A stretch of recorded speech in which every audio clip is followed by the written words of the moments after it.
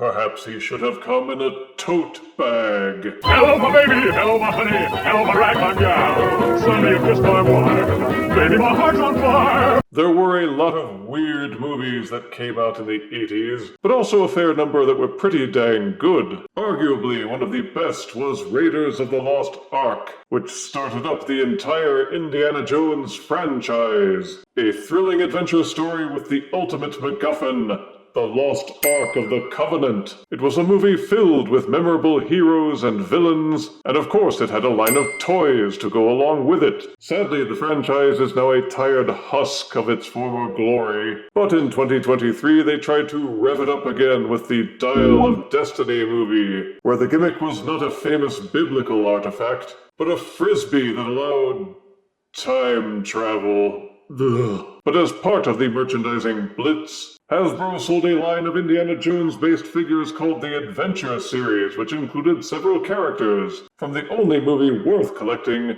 the original Raiders of the Lost Ark. And one of those characters was the loathsome Major Arnold Toht, an actual Nazi Gestapo with a black coat and a thing for torture. Like most of the Raiders of the Lost Ark villains, he suffered a gruesome demise at the end. Ah well. See the Adventure Series box made when Hasbro was in the middle of their goofy desire for plastic-free packaging, which means no window through which to examine the figure and make sure you got what you paid for. See old Toht on the front, artwork on the side panel, more photos on the back, along with a list of what should be in the box. There are thumbnail pictures of all the figures in this wave on the other side panel, along with the build-a-figure objective of collecting all 5, the Ark of the Covenant itself.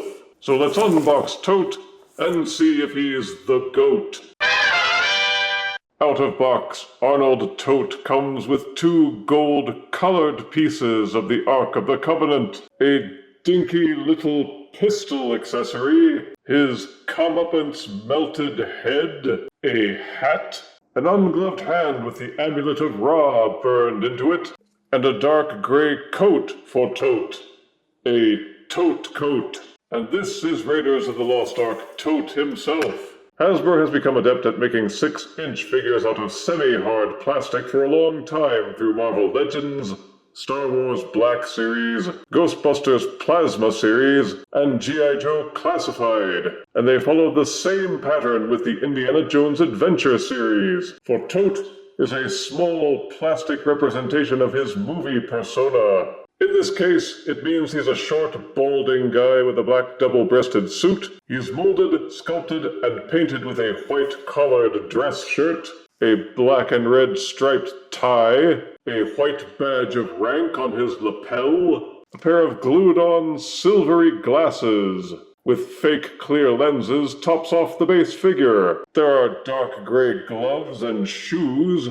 The molding is what you would expect from a Hasbro offering. You can see wrinkles in the suit, buttons, seams, lapels, and such. But as this is a movie character, it's the head sculpt which draws most of the attention. We have preconceived notions of what Toht should look like, but this is a 6-inch figure, and those are automatically limited by the size. You can only squeeze in so much detail on a head that's little bigger than a marble. The glasses look thicker, the lenses look fake, but in terms of the essence, the sculpt seems to have done alright with a mass-produced replica. Ronald Lacey, the actor who portrayed Toht, always had a kind of Wallace Shawn look about him, and the figure matches his general appearance, right down to the stretched lips, and even the mole on his left cheek.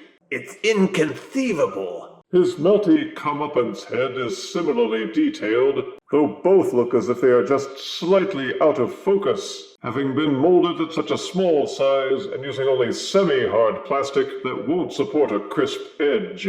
The materials are a mixed bag. Most of the figure is semi-hard plastic, the kind with just a little bit of flex to it, which means you'll have to worry about tearing the joints if you try to force the articulation. The suit coat is a soft rubbery plastic and appears to be a sleeveless tabard that you slip over his torso, held in place after they installed the arms. His hat is also soft rubber, presumably done so that you could jam it onto his melon, without scraping. The dark gray Toht coat is also soft rubber, and it's more like a cape. Even the sleeves are just molded on. The pistol is tiny and perhaps the most limp, rubbery weapon I've ever seen. Sure, let's give the big bad SS guy a rubber gag pistol, that's funny. The two arc pieces are the only bits that seem to have been made out of hard plastic.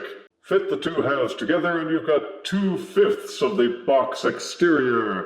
But they didn't even make it shiny gold plastic, it's just that gold-ish color with no actual reflective gloss. For play features, you can cover Toht's chrome dome with his matching rubber hat. It holds on fairly well and adds to his gravitas. Pop off the right hand and replace it with the scarred spare hand, showing the burned-in copy of the headpiece for the staff of Ra. Unlike most Hasbro figures, they put the knob at the end of the arm instead of on the wrist. The pistol can be wrestled into either gloved hand, but I frankly worry that it's going to crumble if I force it too much. Best to pick a hand and leave it in to avoid stressing or tearing anything. You can hook the Toht coat over his shoulders. It has just enough flex that you can position the arms slightly, but it's also stiff enough that it can stand up by itself. You're supposed to be able to swap out the heads, but on my copy the neck ball socket pulls out instead of the head ball socket, which forces you to pry out the stock with needle nose pliers or some other tool. I'm too impatient to fuss with it that much and too cheap to risk breaking it every time I want to swap out the head, so it'll just be one head for me, even though the generic guy in a suit body lends this figure well to swapping out completely different heads, if you don't mind the occasional scaling issues. As you saw, Toht's head is ball-socketed at the base of the skull and the base of the neck. It will do a full rotation. It will nod up and down, tilt to the left and to the right. There's also a secondary ball socket just under the shirt collar, which allows for even more rotation and swaying. The tie seems to be attached to the collar and drape down into the coat. Be mindful of that so you don't tear the tie itself. Each arm will spin freely at the shoulder. They are hinged to raise and lower. Each elbow is double jointed. The wrists are ball-socketed. They can tilt and rotate freely. There doesn't appear to be any hip or waist articulation. Not that you could do much with this coat in place, but each leg will kick forward, kick slightly backward. They will raise out to the side. There's an upper thigh swivel. Each knee is hinged for a nearly 90-degree bend.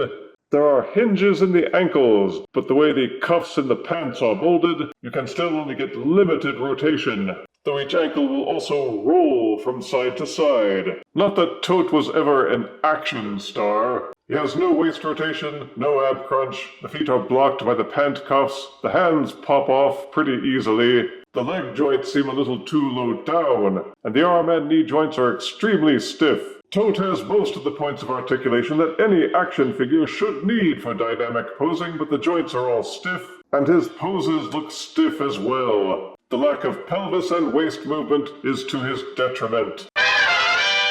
Standing nearly 6 inches tall and weighing 2.7 ounces, here is Raiders of the Lost Ark Adventure Series Arnold Toht, next to Classified Series Classics Cobra Commander. Here he is next to that handsome rogue Maxilius the Harvester. And next to this bag of Lindor Christmas chocolates. Give me those! This line seems to have come and gone already. I've seen no new waves or releases, which means that this line of figures did just about as well as the 5th movie. Positives are good detail and sculpting for the size. The figure has plenty of articulation joints, and there are accessories to customize your Toht. The generic nature of the figure means you could try swapping in completely new heads, so it's not limited to being just an Indiana Jones display piece. Negatives are use of weak materials, with plenty of the parts and accessories made of flimsy rubber. For all the articulation, the figure just doesn't pose very well, especially while wearing the Toht coat. There's no waist swivel or bend. The fickle neck peg means including the second head was a cruel tease. They should have included his garrote coat hanger to really top off his accessories, and an actual coat would have been a lot better than this rubber smock. It's not a bad figure, but it could have been a lot better, which means I can't really recommend any other figures in this series because they probably all suffer from the same issues. And if they couldn't even bother with a shiny gold Ark, then why bother collecting all the pieces? Best to leave it in the city of Tanis where it belongs. I gave Raiders of the Lost Ark Adventure Series Arnold Toht 6 out of 10 deaths. Sorry, Toht, but your score doesn't float. If you refuse me, honey, you lose me. Then you'll be left alone, oh baby. Tell them all and tell me I'm your own.